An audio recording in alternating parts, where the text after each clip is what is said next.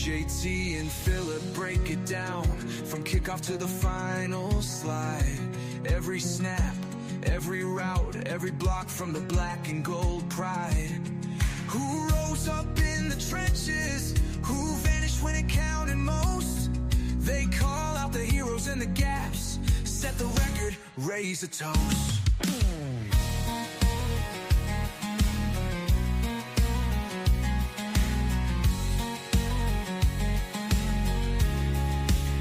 They map Sundays, filmed to next week's foe. Matchups, schematic stride. Which players inspired hope? Which ones need work to turn the tide? What the team needs, sharper hands, cleaner pass protection, grit. What the team lacks, depth on key downs, time and lost where yards were split. Coaching choices under the microscope, personnel plans apply. JT and Phillip give the homework, tell Yins is how we'll ride. Get out your terrible towel and wave it with pride on game day wide. Listen to Steelers Rewind, Sunday prep for the faithful by your side.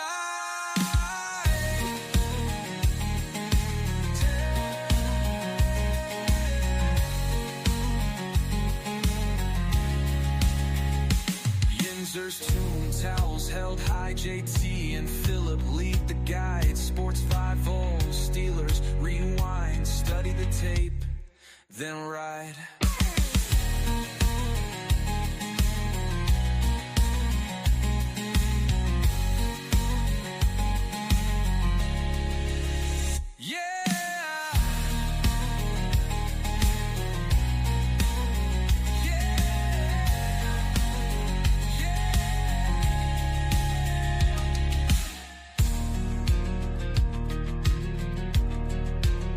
JT and Phillip break it down from kickoff to the final slide.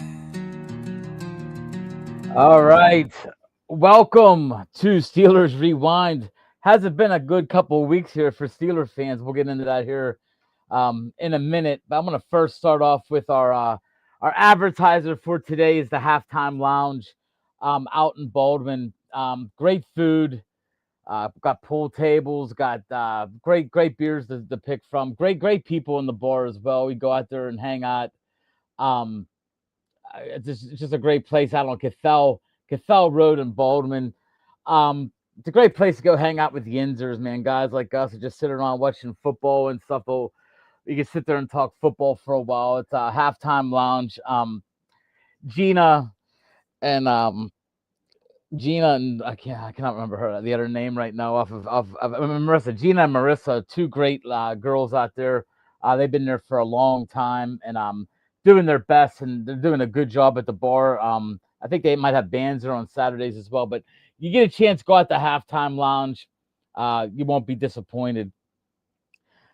But we are going to be disappointed with what we're going to talk about here, and I'm going to bring in my co-host Phillip. Phillip, 2 bad weeks in a row, man. Like, I mean, two nights of staying up late just to lose. It's bad.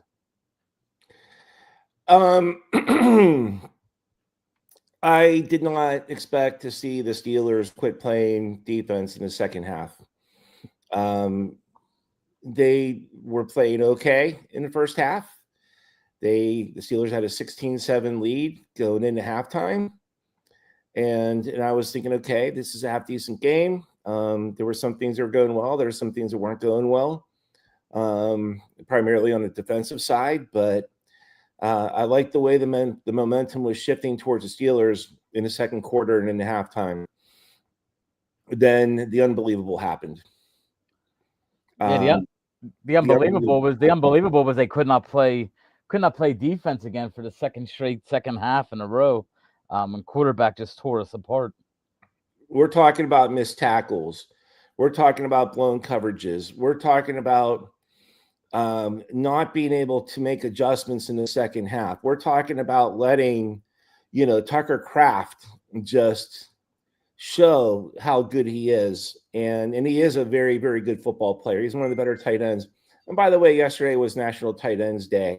I don't know if you caught wind of that or not. Oh, definitely. It seems like every year that they have that, the tight ends go crazy. It's almost I like know, but where were the Steelers tight ends? Where was the play calling? I do have a lot to gripe about with the play calling. Despite the fact that the Steelers still put up 25 points, those last 7 points to me were gimmies, to be honest with you.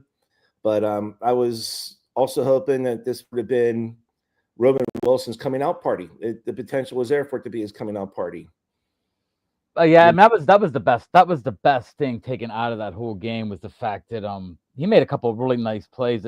The touchdown was a tough play, man. He caught it, above his head with his hands and had it long enough for the touchdown. He looked good. I mean, if that's the case, then that's going to help us going forward. But you're right. I mean, the defense.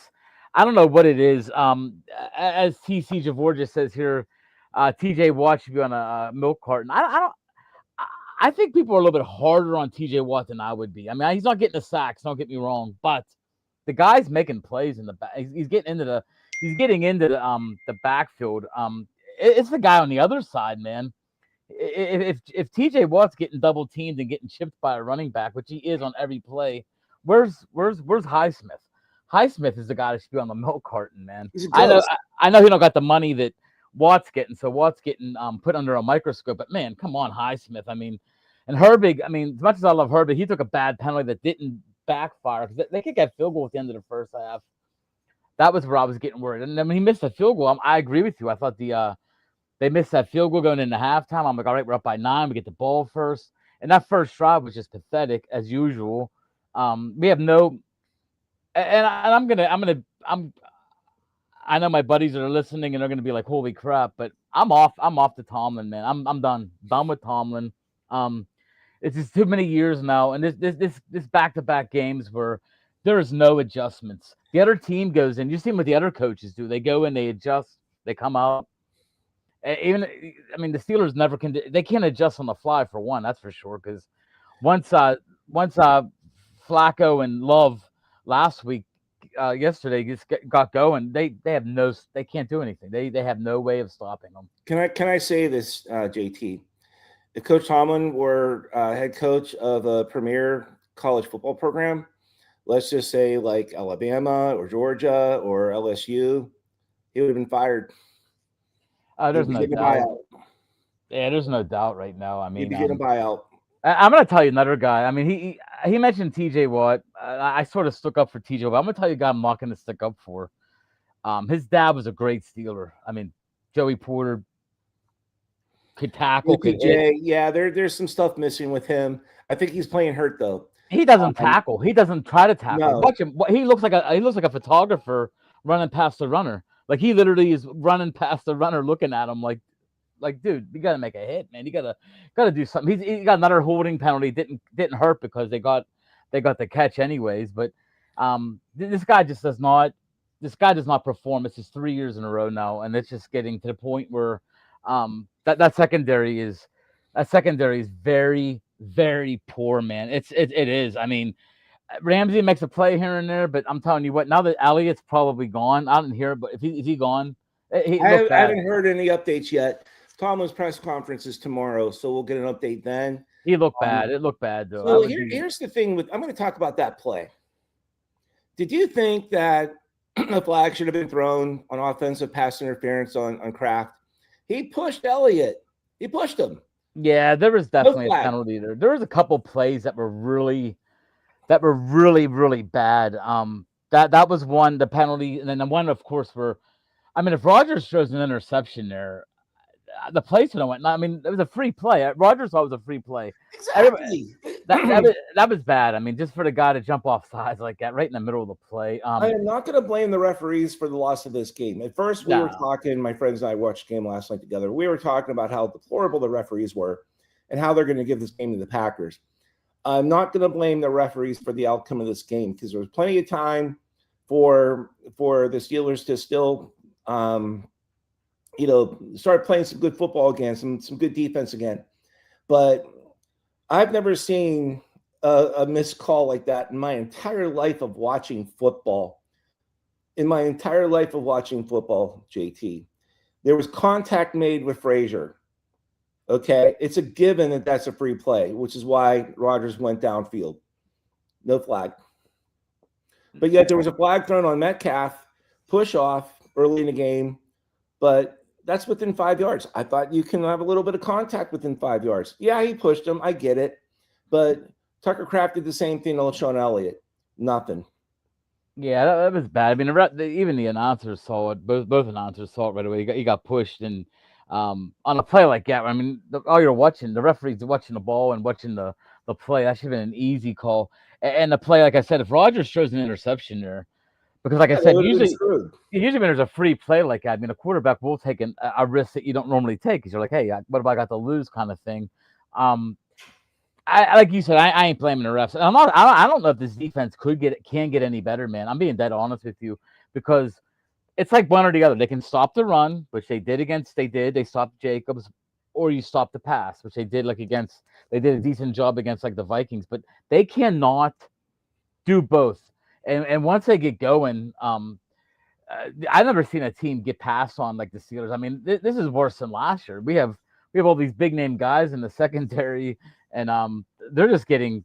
I mean, there's not even close. There's not even close, and everybody knows about the Steelers' tight end problems.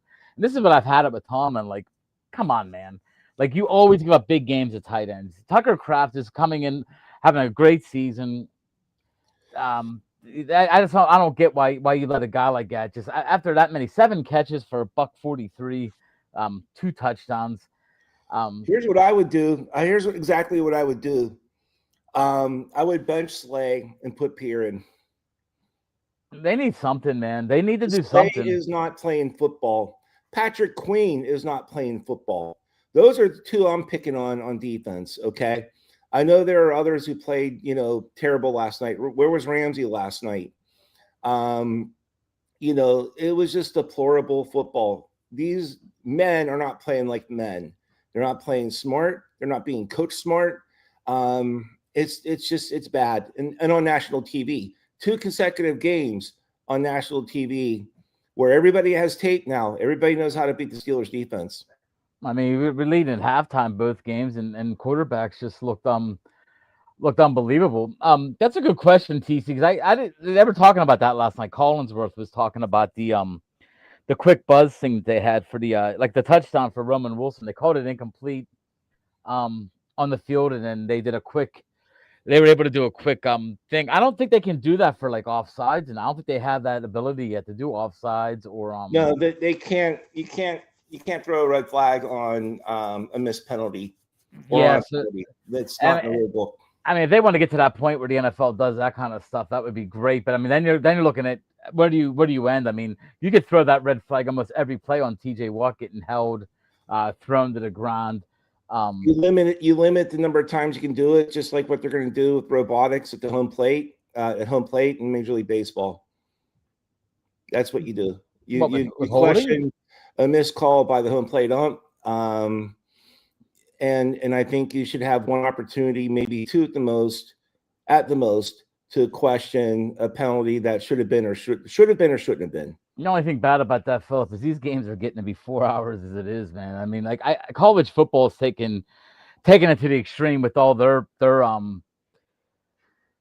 different targeting stuff, and you go in the film. I mean, a college game that was at the Pitt game on Saturday. It was like 3 hours and 42 minutes. And these NFL games are getting just as bad. So I mean, they got to find a happy medium to try to slow these games down because they're not gonna. I mean, to speed these games up. I mean, they gotta.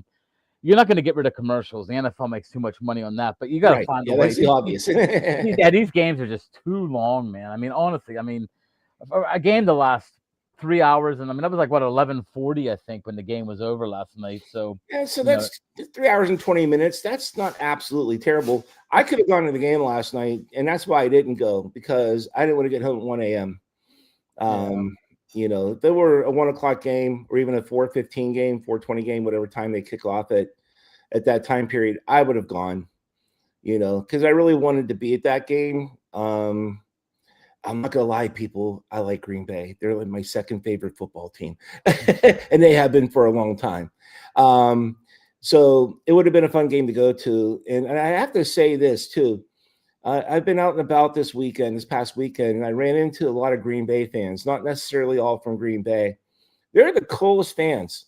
They are the nicest people. And there's a mystique about Green Bay that I think most people realize. And I do want to say this, if you don't mind. Green Bay can't be any bigger population wise than Erie, Pennsylvania. And they've had a pro franchise there since the 1920s, and it's worked. It's community owned. My friend Joe across the street went up to Green Bay a few years ago. It may have been a Steelers game. He was at his friend's house, or a friend of a friend's house, tailgating on their driveway. And you can see Lambeau Field. You can see the scoreboard from his front yard. And they just walked over to the game. I mean, it's definitely NFL franchise. Think about that. SoFi Stadium, there's no property nearby where you can do that.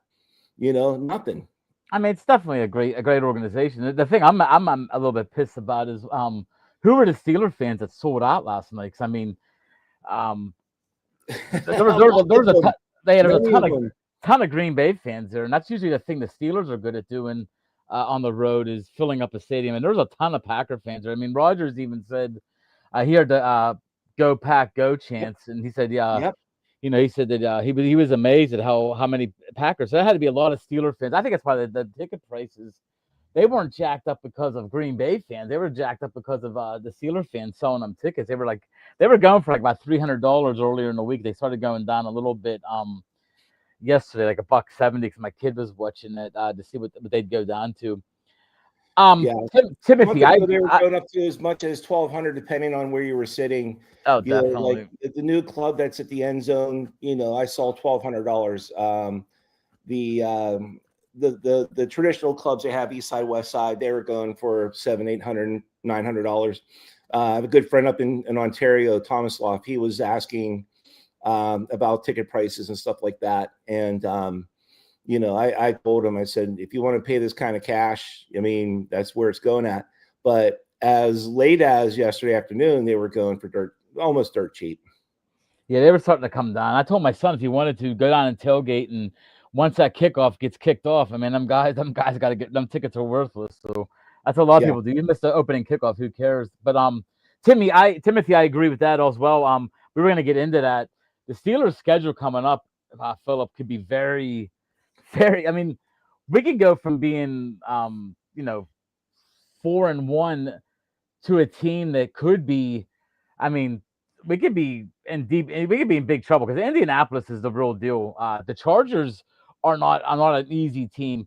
I mean, Chicago, but still, the way we're playing right now, man, I can see the Steelers. I think somebody told me on ESPN, there was a guy that said, don't be surprised. I think he said it 2 weeks ago, if the Steelers run off 7 straight losses. This team is not that good, man. Like, they're not that good. I mean, I tried telling people going into this season, they're not that good. The offense is not good. It's average at best. The defense should be better than what it's playing, but we've seen that now. I mean, you're not going to start covering people in week 9 all of a sudden. Okay, this is what we're doing wrong. We're not covering right. Their covering problems it's an issue. They're not covering. Then you got a guy like Joey Porter who just clutches and grabs. I don't care if he's hurt or not. The guy is becoming useless. Like, he's becoming a guy that's more and less just an issue. He's just an issue. He's an issue out there. You can't have penalties all the time. The linebackers, I thought the best player on defense. I didn't get to see the stats yet. Actually, I'm looking at the stats right now. But looking at the guy that I thought performed the best by watching play-by-play, I don't know if you agree with this. I thought it was Peyton Wilson. Oh, there's no question. I was going to say Peyton Wilson, he had 9 tackles, 5 solo. He played with heart, and he did what he could, But again, when you come down to schemes, you come down to defensive play calling, you come down to just how all receivers, it seems like, are left wide open, with nobody around them. I have to blame the entire defensive unit. But if you're talking about individuals, Peyton Wilson for sure, I thought he had a good game last night. Cameron Hayward had 7 tackles in the interior. I didn't think he played terrible. But where is the blitz? Where are the blitz packages? Come on. Where are the blitz Yeah, no packages? sacks. No sacks. And They're not I think both playing I think smart football. They're not being coached smart. I think both teams the last 2 weeks showed how you beat the Steelers. You don't drop back and take your time. You get rid of the ball fast. That's what Flacco did last week. He had no chance to get him. This week he had no chance to get Love. I mean, they never have a chance. I mean, he's getting rid of the ball right away. Um, and the Steelers on offense. Oh my gosh, man. I mean, talk I'm about going being to kind scared of of a defend player. the Micah offense. Parsons just controlled that game. But when you look at the total numbers, they had 3 sacks. Okay. The week before, the Packers had 6 sacks. I will pick on that last sack where they had 7 guys playing in the backfield. The Packers did. They rushed 4. The Steelers had to have had at least 6, blocking, and they still got to Rodgers. That was bad. Okay. But Jalen Warren he didn't have the most yards rushing yesterday, but he had 13 carries, 62 yards. Kenneth Gainwell, 5 carries, 31 yards. They rushed for 93 yards, which, you want to see more than 100. That's obvious. Aaron Rodgers didn't have his best game, but he threw, 24 for 36, 219. He was sacked 3 times, 17 yards lost. The penalties, too, the careless penalties. I'm not talking about the officials with the missed calls. You mentioned Herbig, 15-yard penalty. DK Metcalf in the 4th quarter pulled on that guy's face mask. No reason for that stupid stuff. They got pushed backfield because of stupid penalties as well. So they definitely were not playing smart football. I don't know what was up with them. They had 10 days to prepare for this game, okay? That last game they played was on a Thursday night. They got a little bit of time off, and I read that the Steelers veterans didn't even practice on Wednesday. Tomlin gave them pretty much the day off. It's not that. The offense, what I'm saying, though, Philip, is the fact that Aaron Rodgers did nothing but take the ball and throw it real fast. Little short dumps again. That's all the Steelers do. Well, They've done that for 4 straight years now. They even said, the announcers even brought it up, like, all Parsons had to do was line up over the center, and they were basically, Rodgers was like on edge. He would just get rid of the ball instantly. And that just happens. This is like 4 or 5 years in a row now. We don't set up an offense like a regular team. We don't throw over the middle of the field, like over the middle of the field deep. We don't run routes. We run these little quick screens. I mean, it's just getting old. And if the offensive line is that bad, where you can't take care of a guy like Micah Parsons, then what are you going to do? I mean, it's just the team is in disarray, man. Like, I honestly, and we're in a bad spot because we're a game and a half in front of first place, and we're not that good, man. We should not make the playoffs because all we're going to do is pick 18th or 19th. It's a serious slump, and I'm just hoping that it's only a short-term slump. But then again, I need to wake up and smell the coffee too.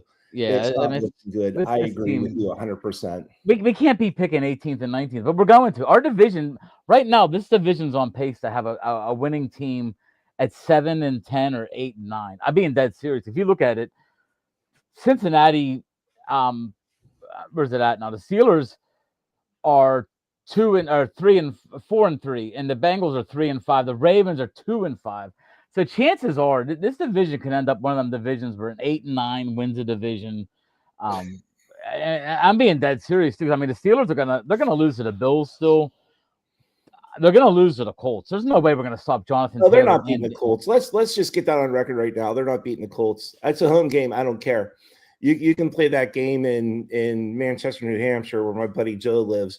And he's a football coach up there. They're losing that game next week. We're not gonna play the Chargers tough. I mean, McConkey is one of the hardest guys to cover one-on-one. Mm-hmm. So have fun with the Steelers trying to stop him. I don't understand though what is wrong with we had worse cornerbacks last year. We had guys that were just run-of-the-mill cornerbacks last year that did the job. I mean, at least they didn't get beat like this, man. These guys are just I don't understand all the money they put into the secondary. And if Sean Elliott is out, they're in big trouble because Elliott was the one safety who helped that in the run, did a good job there. I thought he was decent in pass coverage. I don't know what happened. How he just didn't see that ball to Tucker Kraft, then he got pushed out of the way, like you said. But that should have been no way two passes like that should have been completed in that game. The one that he threw to Christian Watson later in the game too, the one that was basically just thrown up in the air. Um, it's just bad, man. I'm telling you, like that second half, it's 2 weeks in a row, and like you said, national TV. That was an embarrassing. It's embarrassing. I mean, Got embarrassed 2 weeks in a row. Unbelievable. Unbelievable.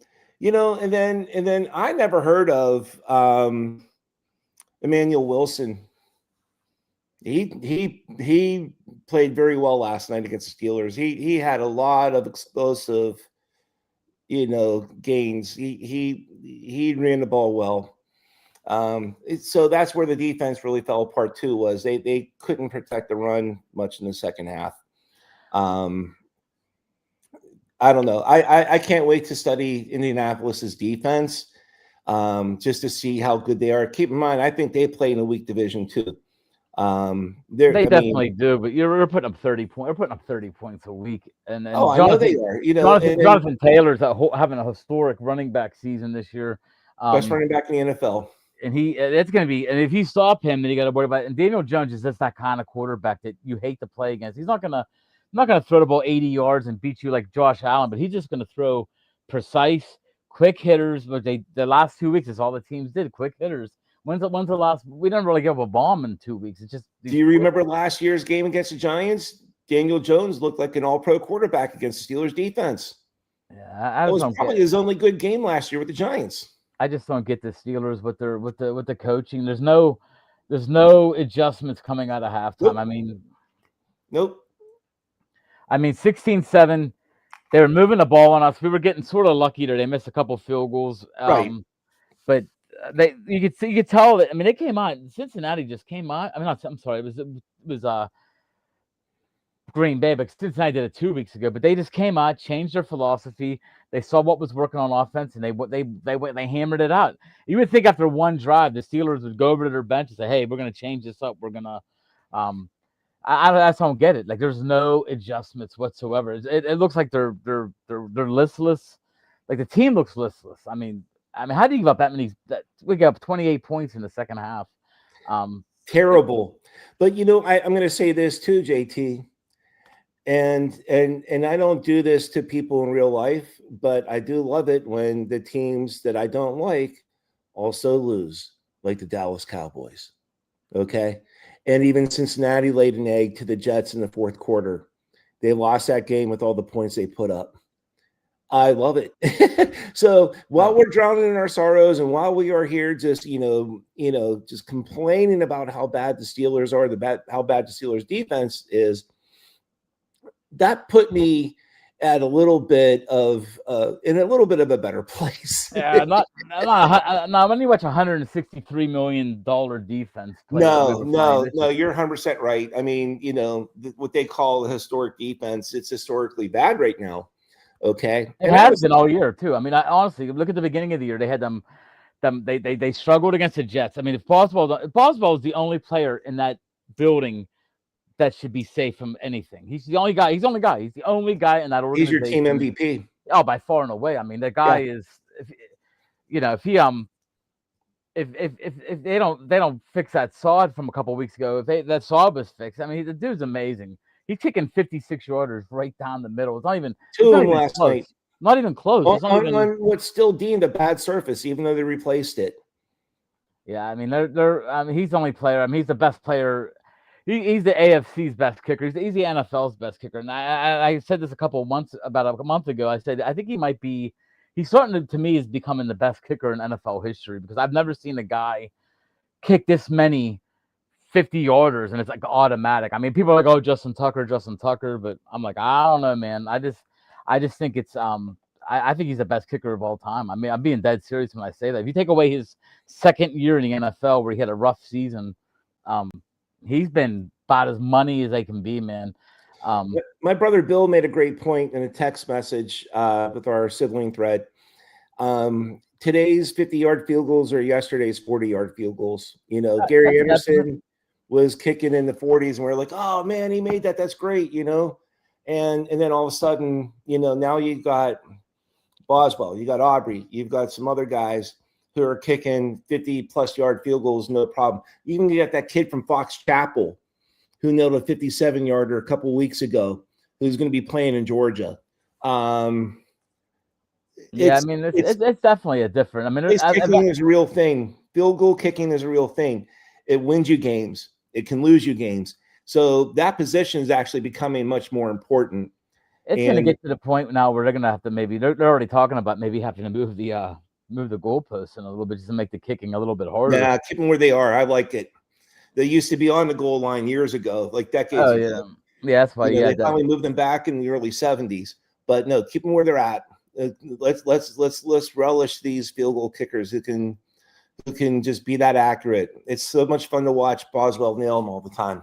And before we go, don't forget the halftime lounge. I'm very Sports Bible is very honored to have some of the best advertisers. And that includes Philip with Clark Travel. We have some great advertisers, and we're up to about 4 podcasts a week now, so it's a little bit easier now to start switching through our advertisers. We have a couple more advertisers coming on in November, and we got some big announcements coming up too about a possible NFL draft party going to be announced here soon, where we're going to start figuring out the gifts and everything else like that, because a lot of people don't want to go down the North Shore. I know personally, as much as I love the NFL draft, and I've been down stage AE on stage 2 of the last 3 years talking about the NFL draft, I don't want to be anywhere with 700,000 people in a small area. So no, thank you. Yeah, so we're gonna hopefully up at the we might be doing this up at Mount Washington. And by the way, get on our site. We got some cool shirts too. We got the Mount Washington shirt number 80.